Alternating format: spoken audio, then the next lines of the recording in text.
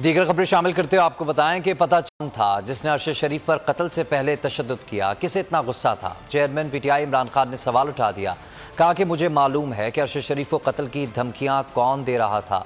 मार्च से खिताब में सवाल उठाया कि अरशद शरीफ की पोस्टमार्टम रिपोर्ट वालदा को नहीं मिल रही तो ये टीवी चैनल के एंकर के पास कहां से आ कि कौन इसकी तहकीकात करेगा। क्यों नहीं इन्होंने कीनिया फौरी तौर पे लेटर लिखा कीनियन अथॉरिटीज को, गवर्नमेंट को लिखना चाहिए पूछने के लिए।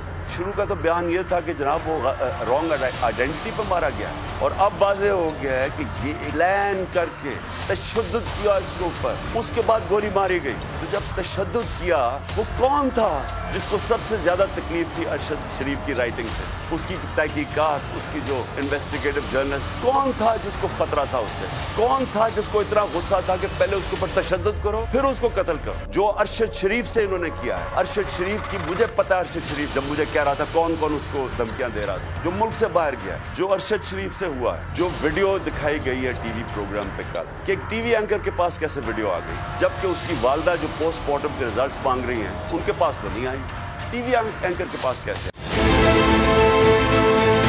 बहुत अच्छी कवरेज की है, ये मार्च की तो जबरदस्त कवरेज थी, बॉल की प्रॉब्लम सबसे बेस्ट थी।